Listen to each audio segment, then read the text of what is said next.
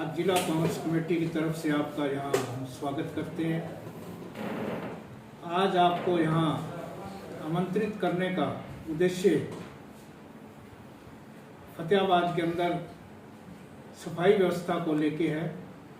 किस तरह से यहाँ पूरे आज प्रदेश के अंदर कर्मचारियों की हड़ताल चल रही है और सरकार ने वादा खिलाफी की है, उस विषय में वह अन्य हमारे इस इलाके की कई समस्याओं को लेके आज की प्रेस कॉन्फ्रेंस बुलाई गई है। इन सारी बातों को लेके हमारे विधायक श्री बलवान सिंह जी दौलतपुरी आपसे रूबरू होंगे। मैं निवेदन करूंगा विधायक जी से कि वो आपसे अपनी बात रखें। साथियों, जैसा कि आपको पता है कि पिछले कई दिन पहले पूरे हरियाणा प्रदेश में सफाई कर्मचारी आंदोलनरत थे। सरकार ने इन कर्मचारी नेताओं से मिलकर इन्होंने बात करी, इनका एक समझौता हुआ था और उस समझौते को सरकार ने डेडलाइन दी थी कि 30 जून तक हम लागू कर देंगे।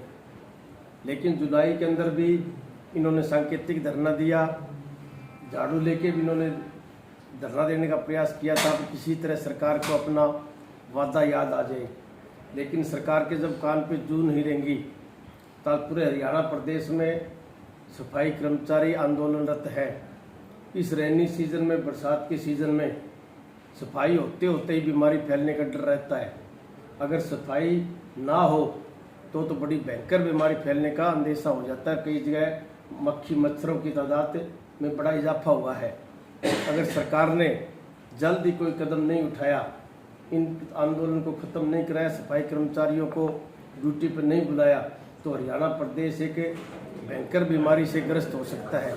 और इन्हें कर्मचारियों की मुख्य मांगें थी जो सरकार के साथ पीछे समझौते में हुई थी कि जो भी पक्के कर्मचारी लग रहे हैं 10 या 15 साल से, हाईकोर्ट का और सुप्रीम कोर्ट का भी आदेश है कि इनको पक्का किया जाए। तो सरकार ने कहा कि हम सुप्रीम कोर्ट का फैसला मानते हुए आपको पक्का करेंगे। दूसरी मांग इनकी थी जो ठेका प्रथा पे जो लगे हुए कर्मचारी, तो उन्होंने पोर्टल की मांग की थी कि विभाग के अंदर पोर्टल होना चाहिए ताकि कोई भी आने वाला ठेकेदार हमें हटा ना सके।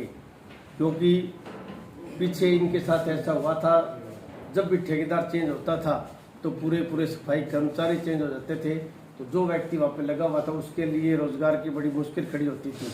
तो सरकार ने इनसे वादा किया था हम डिपार्टमेंट में एक पोर्टल बनाएंगे और कोई भी नया ठेकेदार आएगा वो आपको निकाल नहीं सकेगा और उसके साथ साथ न्यूनतम मजदूरी भी आपको मिलेगी।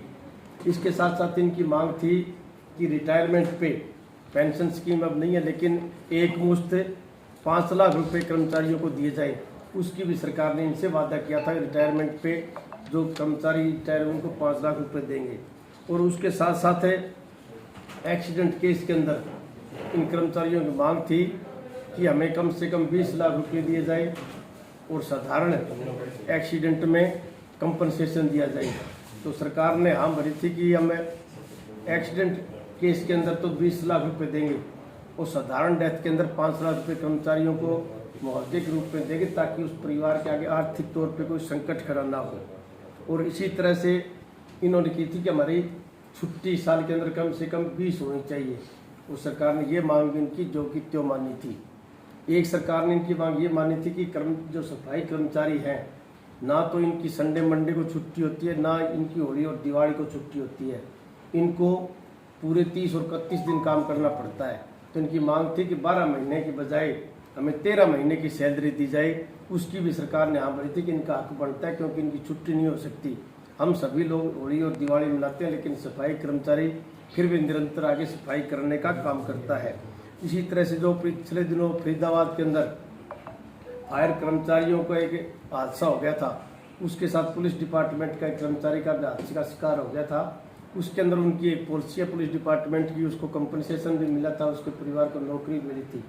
तो फायर कर्मचारियों की मांग भी उसके साथ थी कि पुलिस के पैटर्न पे हमें भी कंपनसेशन मिलना चाहिए और हमारे परिवार के एक व्यक्ति को रोजगार मिलना चाहिए।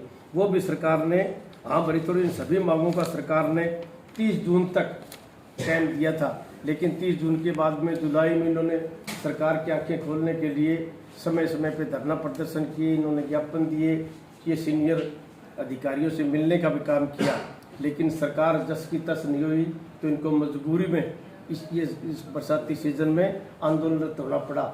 हमारी आपके चैनल के माध्यम से सरकार से मांग है और कांग्रेस पार्टी मांग करती है कि सरकार तुरंत इस पे एक्शन ले और कर्मचारियों की मांगों को माने और इस हड़ताल को खत्म करवाए, नहीं तो हरियाणा प्रदेश का भविष्य ही दांव पर लग जाएगा।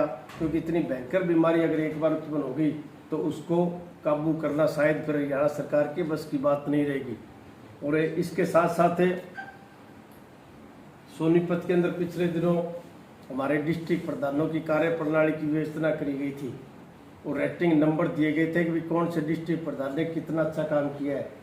मुझे आपको बताते हुए बड़ी खुशी हो रही है कि हमारे फतेहाबाद डिस्ट्रिक्ट का नंबर पहले 3 के अंदर है।